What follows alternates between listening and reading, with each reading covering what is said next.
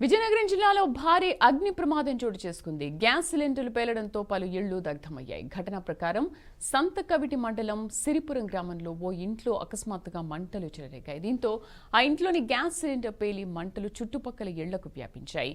దీంతో ఆయా ఇళ్లలోని 5 గ్యాస్ సిలిండర్లు పేలి పెద్ద ప్రమాదంగా మారింది.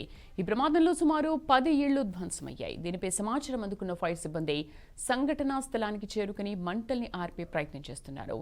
ఈ మంటల్లో చిక్కుకుని ఎవరైనా గాయాల పాలయ్యారా, ఎవరైనా మరణించారా అనేది అధికారికంగా ఎలాంటి సమాచారం తెలియరాలేదు.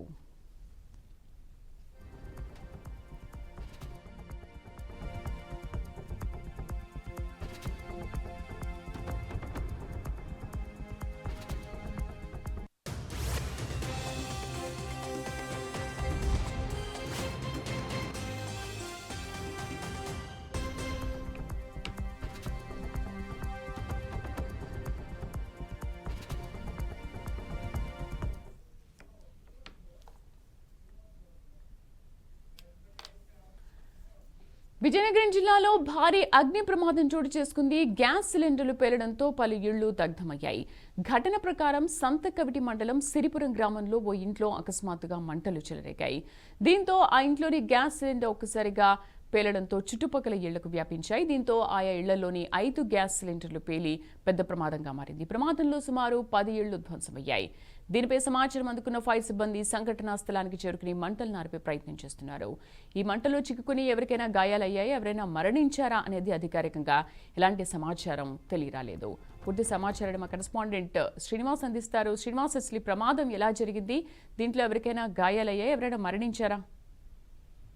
శ్రీదేవి, పాత ఉమ్మడి శ్రీకాకుళం జిల్లా, ప్రస్తుతం విజయనగరం జిల్లాలో ఉన్నటువంటి రాజాం నియోజకవర్గం సంతకవిటి మండలం సిరిపురం గ్రామంలో అయితే సుమారు 9 ఇళ్లు అయితే పూర్తిగా అగ్నికి ఆవుతయ్యే, ఆభరణాలన్నీ పోయినాయి, డబ్బులు అవి కాలిపోయినాయి, ఇళ్ళన్నీ కాలిపోయినాయి. ఎలాంటి ప్రాణ నష్టం జరగలేదు, కానీ ఆస్తి నష్టం పూర్తిగా జరిగిందని మనం చెప్పుకోవచ్చు.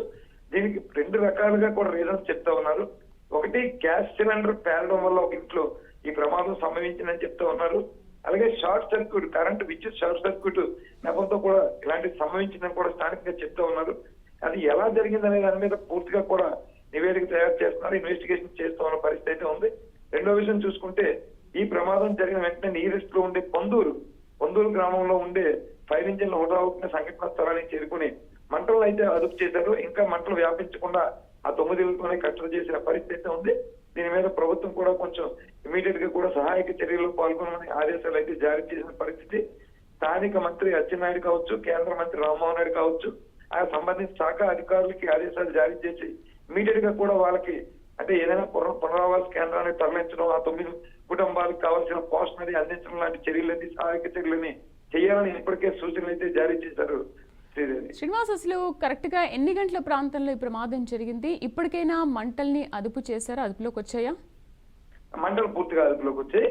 నైట్ ఈ ప్రమాదం సంభవించిన వెంటనే సరే అధికారులందరూ కూడా అలర్ట్ అవడం, పొందూరు నుంచి ఫైర్ ఇంజిన్లు రావడం అంత అలర్ట్ అయింది. ప్రస్తుతం అయితే కనుక ఎలాంటి నష్టం లేదు, అంత పూర్తిగా కూడా మంటలను అయితే అదుపు చేసిన పరిస్థితి మనం చెప్తాం. Right Srinivas, thank you.